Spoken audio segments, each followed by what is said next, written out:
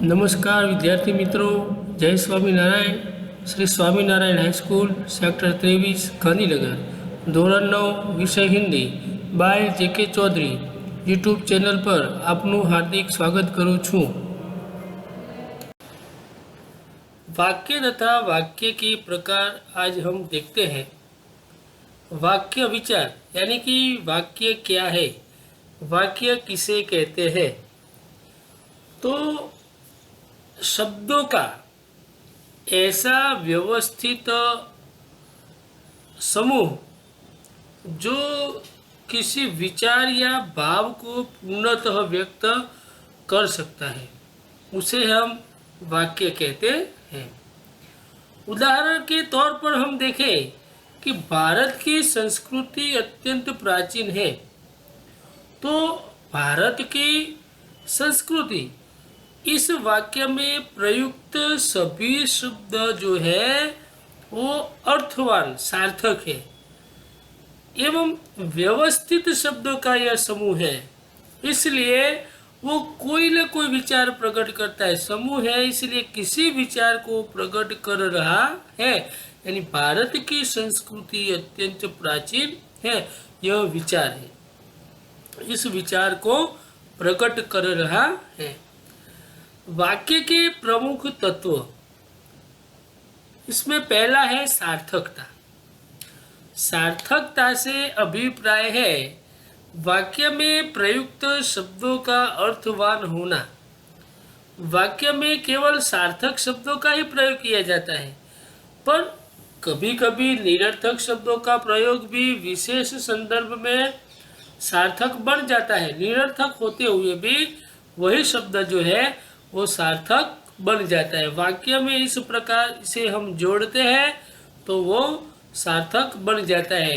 उदाहरण के तौर पर देखें तो कुछ पानी पानी पीकर जाना, पानी पीकर जाना, तो पानी पानी वैसे निरर्थक शब्द है, लेकिन वाक्य में इसी प्रकार जुड़ा है तो वो सार्थक बन गया। दूसरा है मेरे सामने ज़्यादा चू चप्पड़ करने की कोशिश मत करना। तो चू चप्पड़ वो निरर्थक शब्द है, लेकिन वाक्य के साथ इसी प्रकार वो जुड़ता है तो वो निरर्थक होते हुए भी सार्थक बन जाता है।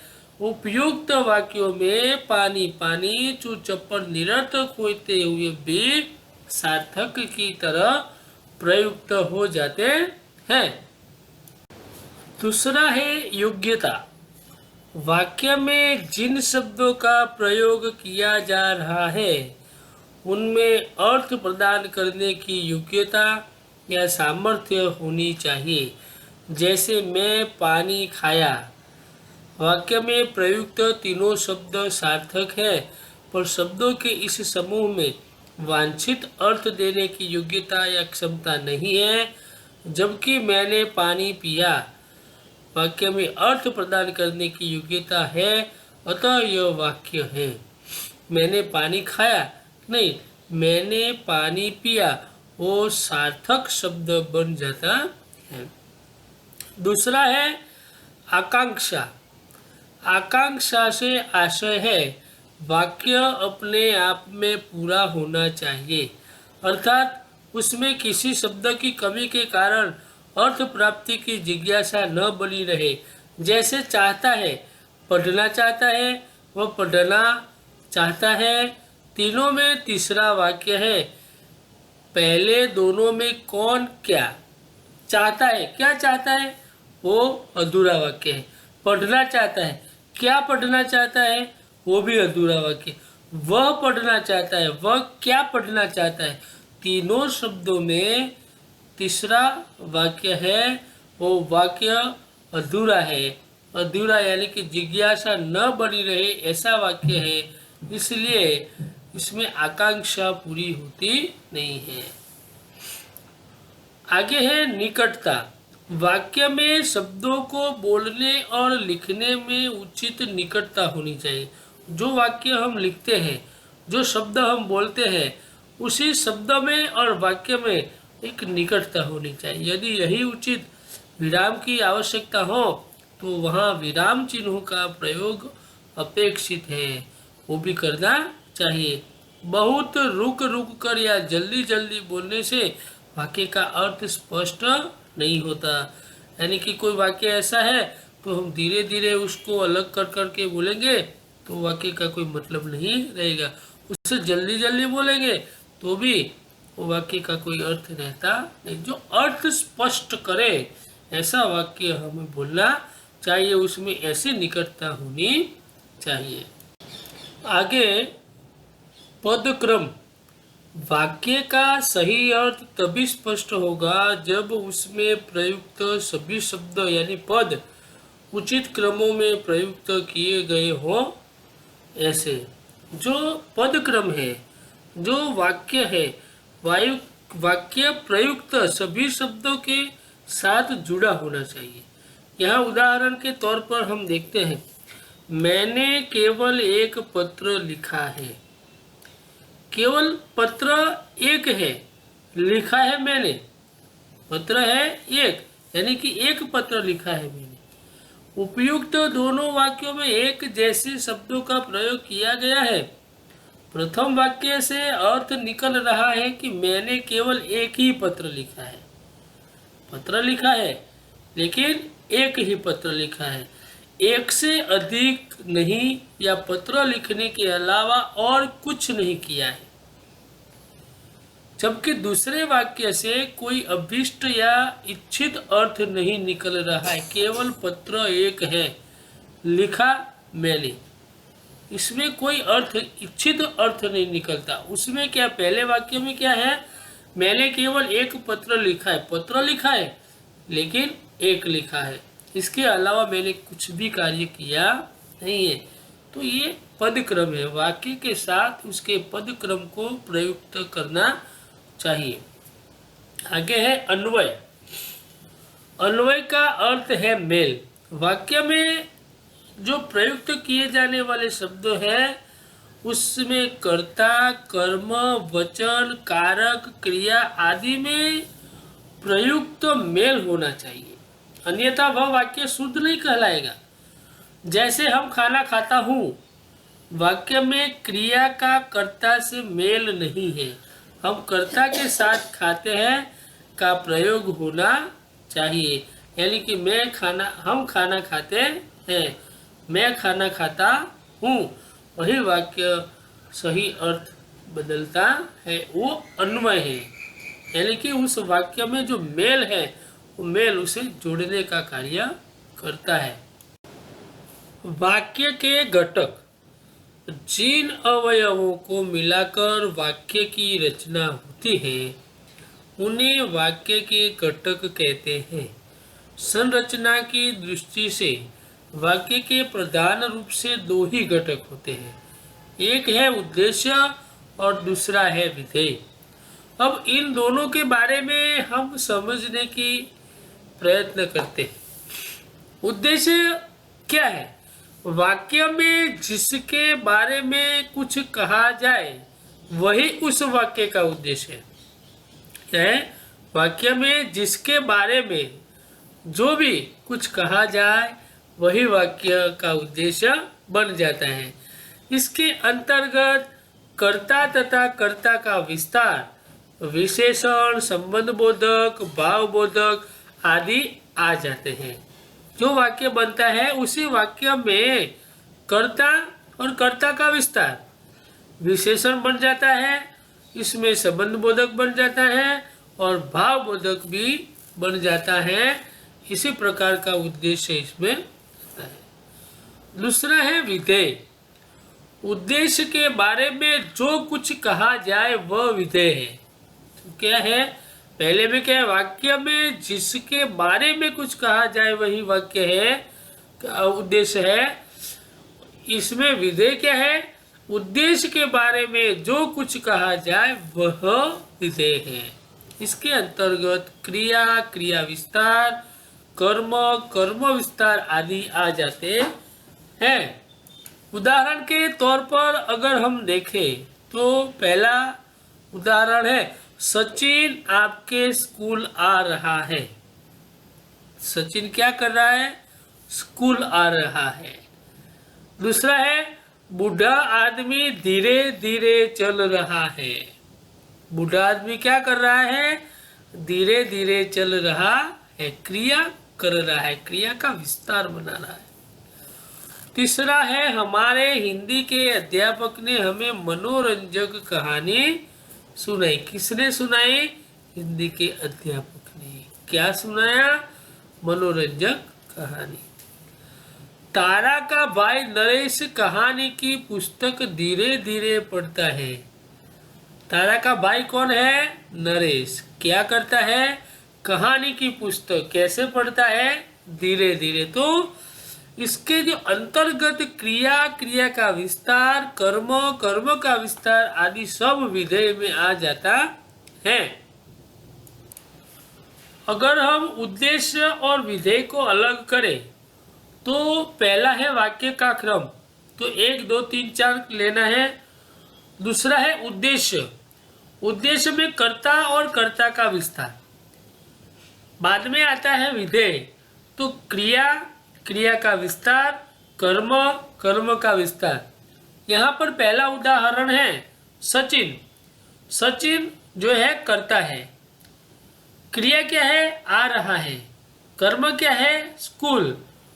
कर्म का विस्तार क्या है? आपके। आपके सचिन आपके स्कूल आ रहा है। अगर हम दूसरे शब्द वाक्य को लेते हैं, बूढ़ा आदमी धीरे धीरे चल रहा है, तो उद्देश्य क्या है? कर्ता। उद्देश्य का कर्ता है आदमी, कर्ता का विस्तार क्या है? बूढ़ा। क्रिया, विधेय की क्रिया क्या है? चल रहा है। क्रिया का विस्तार क्या है? धीरे धीरे। तो बूढ़ा आदमी धीरे धीरे चल रहा है। तीसरा वाक्य अगर हम ले तो उद्देश्य का कर्ता है अध्यापक ने। कर्ता का विस्तार है हमारे हिंदी के विधेय के क्रिया है सुनाई।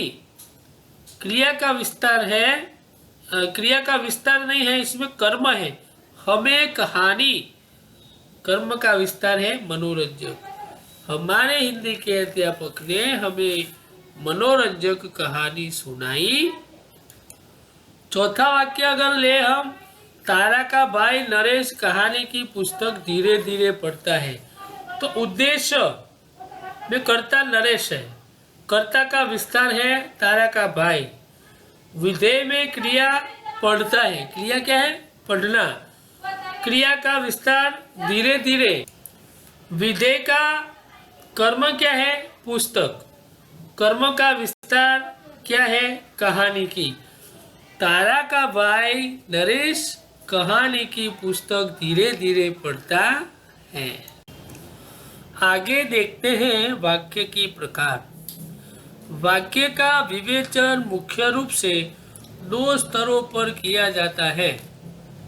पहला है अर्थ के आधार पर और दूसरा है रचना के आधार पर। इस 2 स्तरों के आधार पर वाक्य के प्रकार निम्नांकित किए जाते हैं। तो अर्थ के आधार पर जो वाक्य के प्रकार है उसको हम देखते हैं। अर्थ के आधार पर वाक्य के 8 भेद किए जाते हैं। इसमें पहला है विधानवाचक वाक्य। जिस वाक्य में कार्य के होने का अथवा करने का सामान्य कथन हो उसे विधानवाचक वाक्य कहा जाता है। जैसे प्रियोदा सेवाभावी थी, डॉक्टर ने आराम करने के लिए कहा था, वृक्ष हमें स्वच्छ वायु प्रदान करते हैं। तो सामान्य कथन हो, अर्थ के आधार पर ये वाक्य है। पहला है प्रियोदा सेवाभावी था। प्रियोदा कैसा था? तो सेवाभावी। डॉक्टर ने आराम करने के लिए कहा था। क्या करने के लिए कहा था? आराम करने के लिए। वृक्ष हमें स्वच्छ वायु प्रदान करते हैं। वृक्ष में क्या प्रदान करते हैं? स्वच्छ वायु। तो ये अर्थ के आधार पर वाक्य बनता है। दूसरा है निषेध वाचक वाक्य।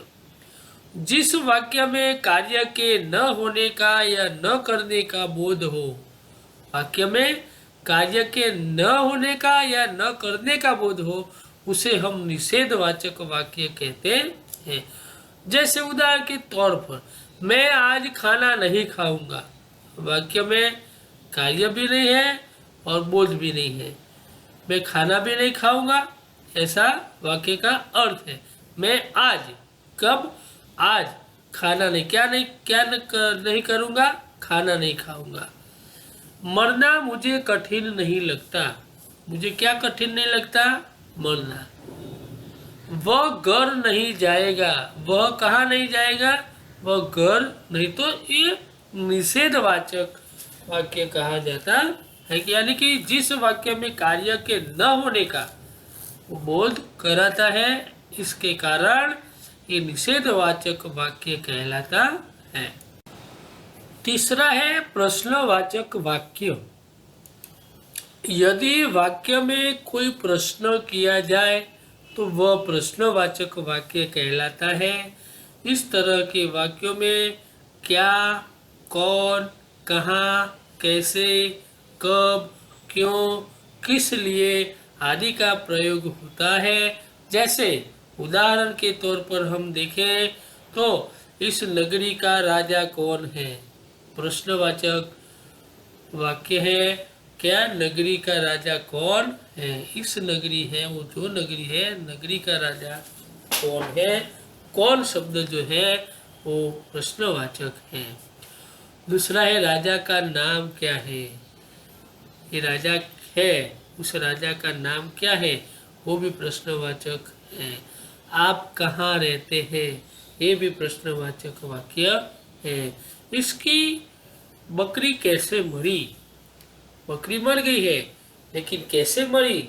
वो भी प्रश्नवाचक वाक्य है। तूने ऐसी मशक क्यों बनाई? वो भी प्रश्नवाचक वाक्य है। आप किस लिए वहाँ जाया करते हैं? किस लिए? वो प्रश्नवाचक वाक्य है। तो इसमें क्या, कौन, कहाँ, कैसे, कब, क्यों, किस लिए आदि शब्दों का जहाँ प्रयोग होता है वही प्रश्नवाचक वाक्य बन जाता है। चौथा है विस्मय आदि वाचक वाक्य। यदि वाक्य में विस्मय, शोक, हर्ष, घृणा, खुशी आदि का भाव अभिव्यक्त हो तो उसे हम विस्मय आदि का वाचक वाक्य कहते हैं। उदाहरण के तौर पर हम अगर देखें, अरे इतना सुंदर गुलमर्ग, क्या है? विस्मय, विस्मय हो गई। अरे उद्गार चिन्ह आया है तो अरे इतना सुंदर गुलमर्ग, ओ यह क्या हो गया?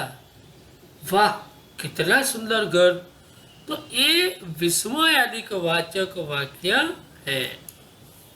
अरे, ओ, वाह, ये सारे जो शब्द हैं वो विस्मय, शोक, घृणा, खुशी आदि का भाव अभिव्यक्त करता है। इसके कारण वो विस्मय आदि वाचक शब्द वाक्य कहलाता है। पांचवा भाग है इच्छावाचक वाक्य। जिस वाक्य में वक्ता की इच्छा, आशा, शुभ कामना या शाप आदि अभिव्यक्त हो, इसे इच्छावाचक वाक्य कहा जाता है। जैसे आपकी यात्रा मंगलमय हो, इसमें क्या है?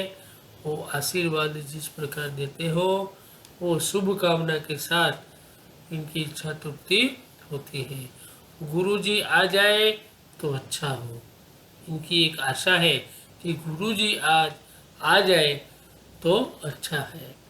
भगवान करे तुम सफल हो, भगवान करे, इनकी इच्छा है कि भगवान करे कि तुम सफल हो जाओ, इनकी इच्छा भी है। तो या जा तुझे नरक में भी जगह न मिले, क्या है? जा तुझे नरक में भी जगह न मिले, तो ये शाप है। ये सारे जो शब्द है जो इच्छा वाचक वाक्य बनाते हैं, जिसमें वक्ता की इच्छा, आशा, शुभ कामना और साप आदि अभिव्यक्त व्यक्त हुआ है। लास्ट वाक्य में हम देखें तो उसमें साप लिया गया है। क्या है कि जा तुझे नरक में भी जगह न मिले, ये साप दिया गया है। छठा है संदेहवाचक वाक्य। जिस वाक्य से किसी कार्य के होने में संदेह या संभावना का बोध हो उसे संदेहवाचक वाक्य कहते हैं। जैसे उदाहरण के तौर पर संभवतः आज वर्षा होगी। संदेह है, संभावना है कि आज वर्षा होगी। दूसरा लगता है मैंने इस व्यक्ति को कहीं देखा है। ये भी उनके संभावना है, शक है कि मुझे लगता है कि ये इस व्यक्ति को मैंने कहीं देखा है। अब तक वह सो गया होगा। मुझे संदेह है कि अब तक वह सो गया होगा। तो ये सारे वाक्य जो है वो संदेहवाचक वाक्य है, यानी कि उसमें से संदेह या संभावना का बोध होता है। और जिस वाक्य में संदेह या संभावना का बोध होता है उसे हम संदेहवाचक वाक्य कहते हैं। सातवां प्रकार है संकेतवाचक वाक्य।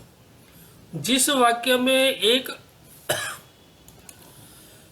क्रिया का होना दूसरे पर निर्भर करे अथवा एक कार्य का संकेत दूसरे कार्य से मिले उसे संकेतवाचक वाक्य कहते हैं। जैसे उदाहरण के तौर पर परिश्रम करोगे तो अवश्य सफलता मिलेगी। परिश्रम करोगे अल्प विराम है तो अवश्य सफलता मिलेगी। क्या है? जिस वाक्य में एक क्रिया का होना दूसरे पर निर्भर है, परिश्रम करोगे तो दूसरे पर निर्भर होना यानी कि अवश्य सफलता मिलेगी, कार्य का संकेत दूसरे कार्य से मिलता है। तो ऐसे जो वाक्य है वो संकेतवाचक वाक्य कहते हैं। दूसरा उदाहरण है यदि वर्षा अच्छी हो तो फसल भी अच्छी होगी। क्या है? क्रिया का होना दूसरे पर निर्भर यानी कि पहला है वर्षा अच्छी हो तो फसल भी अच्छी होगी। तीसरा है यदि मौसम ठीक रहा तो हम घूमने जाएंगे। तो इसी प्रकार संकेतवाचक वाक्य बनते हैं। आठवां है आज्ञावाचक या विधिवाचक वाक्य। जिस वाक्य के द्वारा आज्ञा या अनुमति, प्रार्थना या निर्देश आदि का भाव प्रकट होता है उसे हम आज्ञावाचक या विधिवाचक वाक्य कहते हैं। जैसे उदाहरण के तौर पर हम देखें तो बिस्ती को निकालो, कसाई को लाओ। क्या है? आज्ञा है। बिस्ती को निकालो, इसकी आज्ञा हुई। कसाई को लाओ, ये भी आज्ञा हुई। तुम जा सकते हो, अनुमति है, तुम जा सकते हो। तीसरा है कृपया मेरी सहायता कीजिए, ये प्रार्थना है। कृपया मेरी सहायता कीजिए, ये प्रार्थना कर रहा है। चौथा है यहाँ मत बैठो, निर्देश करते हैं कि भाई तुम यहाँ मत बैठो। तो इसी प्रकार के जो आज्ञा या अनुमति, प्रार्थना या निर्देश आदि का भाव प्रकट होता है उसे हम आज्ञावाचक वाक्य कहते हैं।